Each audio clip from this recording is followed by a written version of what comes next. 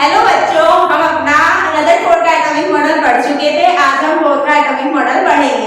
अब जो रदरफोर्ड के एटॉमिक मॉडल की जो कमियां थी उनको दूर करके बोर ने अपना एटॉमिक मॉडल दिया था, जिसके लिए उन्हें नोबेल प्राइज भी मिला था।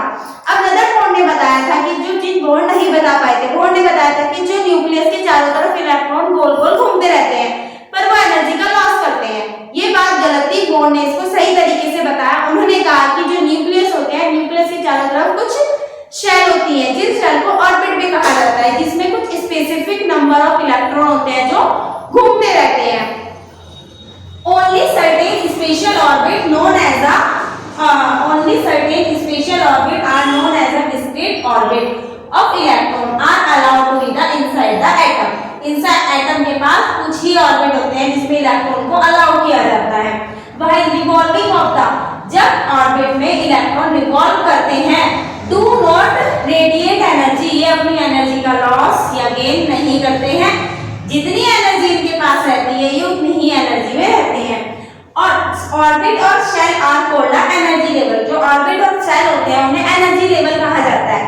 अब ये जो एनर्जी लेवल होते हैं ये के एल एम एन होते हैं, जिसे 1 2 3 4 कहा जाता है।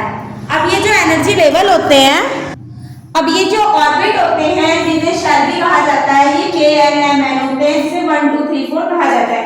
न्यूक्लियस के जो पास वाले होते हैं इसे के या फिर शेल 1 कहा जाता है, फिर एल नंबर 2 एम और एन होते हैं 3 और 4। अब इसके बाद में मॉडल पढ़ लिया, इसके बाद हम न्यूट्रॉन के बारे में पढ़ेंगे। जो हमारा न्यूट्रॉन होता है ये क्या होता है, इसकी डिस्कवरी बहुत लास्ट में हुई। ये हमारा जो एटम के सब एटॉमिक पार्टिकल होते हैं, ये थर्ड सब एटॉमिक पार्टिकल होता है।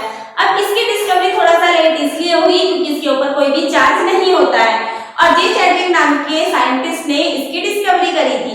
और जो न्यूट्रॉन होता है उसका मास लगभग जो हमारा प्रोटॉन होता है उसके मास के क्या होता है, इक्वल होता है। और जो न्यूट्रॉन होता है वो भी एटम के न्यूक्लियस के अंदर रहता है। जब न्यूट्रॉन और प्रोटॉन को आपस में प्लस करते हैं तो हमें जो न्यूक्लियस है, न्यूक्लियस के एटॉमिक मास के बारे में पता चलता है। और जो न्यूट्रॉन होते हैं उसे एन से डिनोट किया जाता है, ठीक है, ये जर्नल है।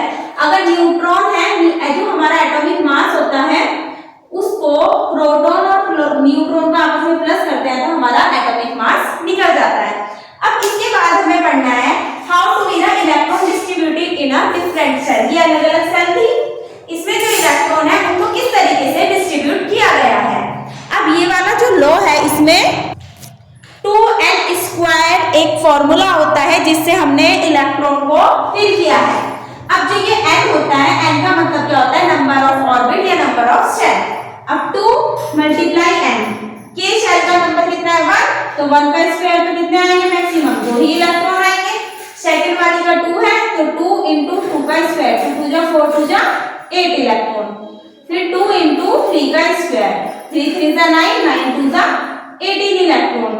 फिर 2 into 4 का स्क्वायर, 4 4 जा 16 मल्टीप्लाई 2 32 इलेक्ट्रॉन, जिसे के एल एम एन शेल बोलते हैं या 1 2 3 4 ऑर्बिट। ये अब क्या होता है, इसके बाद हमने वैलेंसी है हमारे चैप्टर में, जो हमने एटम और मॉलिक्यूल वाला जो हमारा चैप्टर था उसमें हमने वैलेंसी के बारे में भी पढ़ा था एनसीईआरटी की बुक में। फिर आइसोटोप, मॉलिक्यूलर मास, आइसोबार है जिसके बारे में हमने एनसीईआरटी की बुक में अच्छे से पढ़ लिया था, जो हमारा पहले वाला चैप्टर था एटम और मॉलिक्यूल। अब हम अपनी नेक्स्ट क्लास में जो हमारा ये वाले चैप्टर की एनसीईआरटी है उसके हम सारे क्वेश्चन को